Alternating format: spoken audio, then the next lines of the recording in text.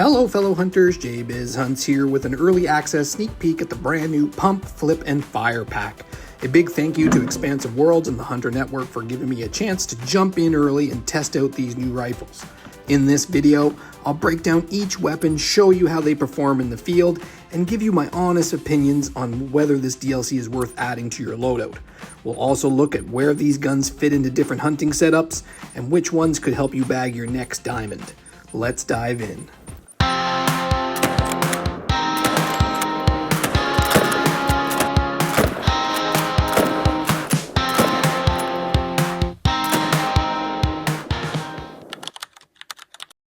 I'll be honest, when I first saw the announcement for this pack, I had a mixed bag of feelings. And from the comments that I've read, it looks like a lot of you did too. Some hunters are hyped, while others feel, a bit disappointed. Personally, I usually enjoy almost everything Call of the Wild puts out, and the new weapons always get me excited. That said, I was hoping for just a little bit more of a balanced pack that would cover a wider range of classes. Still, I'm going in with an open mind, and I'm going to give these rifles a fair test, see how they perform, and then share my honest opinion with you all.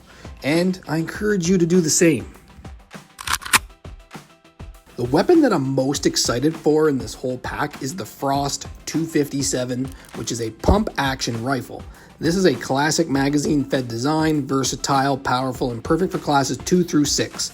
That means you can use it on smaller predators like foxes, coyotes, and hell, even beavers, all the way up to the big game like mule deer or even a red deer if you so choose to try it out on one of those. It comes with 2 new ammo types, which is the soft point and the polymer tip 257 Roberts rounds, so you get flexibility depending on whether you want expansion or penetration.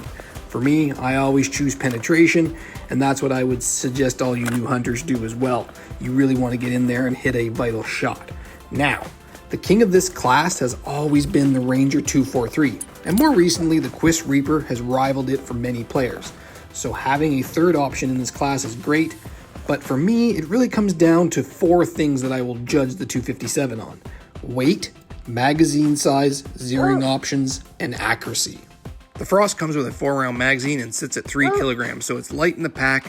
The biggest selling point, no bullet drop. It also looks incredible. The stock design is clean, and I tested it on pronghorn and landed a double lung from almost 300 meters, something the Ranger 243 just can't quite pull off.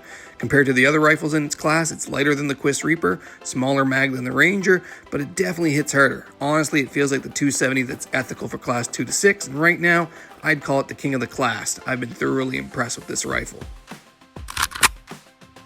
Next up is the Giddings SSC 410 Coyote. This is an ultra-light, single-shot folding shotgun. With its break-open barrel, you can literally fold it in half and toss it in your pack. Super compact, super portable. It covers classes 1 through 5, so it's more versatile than it first looks.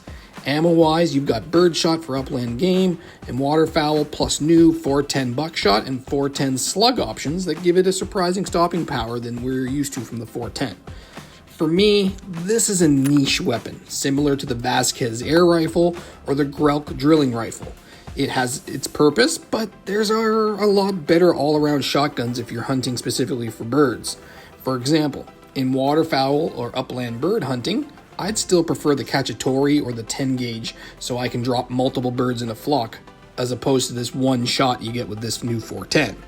That said, the Giddings fits my style of play perfectly. I'm not much of a dedicated bird or small game hunter, but I can't count how many times I've spooked a rare or a diamond potential upland bird or rabbit without having a class 1 shotgun in my loadout. The Virant 22 is great for grounded turkeys or wading ducks, but if I spook an albino bobwhite quail, yeah, I'm probably not hitting it without a shotgun. That's where the Giddings comes in. It gives me coverage just in case without forcing me to give up space in my inventory for my favorite rifles. For me, that's huge. I wouldn't personally load it with a slug or a buckshot since I usually have a rifle that can handle classes 2 through 9. Instead, I'll keep it for upland birds when I'm exploring maps like Reventuri Coast, Emerald Coast, or Mississippi Acres. It's lightweight, it's handy, and it solves a problem that I have and that I've run into more times than I can count. At just 2 kilograms, the Giddings is the lightest shotgun in the game, which makes it really easy to sneak into a lot of different loadouts. Finally, we've got the Anantha Action 22 Magnum, a lever action rifle. It's lightweight, sturdy, and smooth with low recoil and excellent accuracy. Perfect for classes 1 and 2 animals like rabbits, foxes, beavers, and turkeys.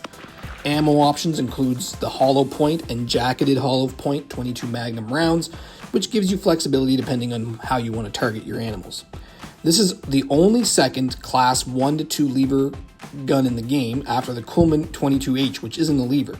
And what makes it really stand out is exactly that for this class 1 to 2, it's a lever action. That means for the first time, you can build a full lever action loadout, which is just plain fun. Now, I'll be honest, this rifle feels like it was made for Salzwiesen Park. It would have been a perfect release alongside that map, but Expansive Worlds dropped the ball here because the community has already moved on to Askey Ridge, and with another map coming this winter, fewer hunters will be heading back to Salzwiesen unless you're doing, I don't know, a pheasant grind, which you're probably not going to use this weapon for. Still, if you're into themed or novelty loadouts like I am, this one's a great option and something cool to have. This rifle gives you 10 rounds compared to the Coleman 6, which is a nice upgrade for a sustained fire. At about 3 kilograms, it's not overly heavy. Now, you can't use the classic 22 trick with it since it's not suppressed, so it doesn't replace the Virant in that role. Personally, I find it better than the Hornet overall. That said, it really does shine as a run and gun option on Salzwiesen Park, where it's ethical to harvest every species. Outside of that, it's a bit situational, but still fun to play.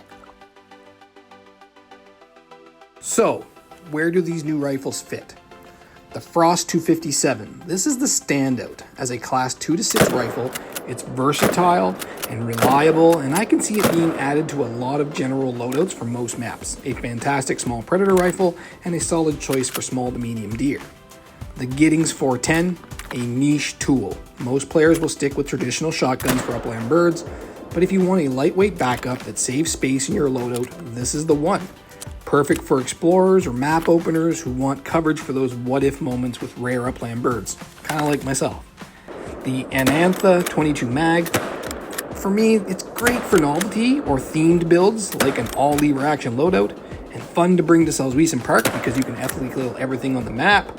Outside of that, I'd still lean toward the Virant for accuracy and capacity, or a stronger option for a class 2 animal, like maybe even the Frost 257 in the same pack. Overall, there are definitely better packs to buy first. Ones that cover more classes and give you just more flexibility on your hunts. I'm not saying the Pump, Flip, and Fire is a bad pack. It's solid for what it is, but you need to know what you're buying before you purchase it.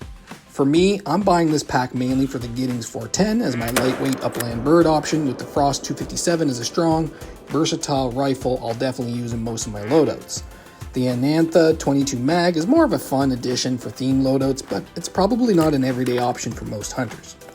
Expansive Worlds rarely puts out any bad DLCs. They're always solid for what they are, but if you're a newer or casual player and don't own all the packs just yet, I'd suggest grabbing some of the other weapon packs first, as this may be more niche. That said, I'm enjoying this pack, and I'm looking forward to seeing how this community works with these rifles and puts them into their own loadouts.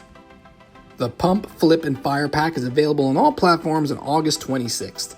If any of these weapons caught your eye, give them a try and see how they fit in your hunts. I want to know, which rifle are you most excited for in this pack? Drop the comment below. If you enjoyed this breakdown, I've got plenty more guides just like this and reviews just like this on the channel. I always appreciate you guys stopping by. And as always, fellow hunters, happy hunting.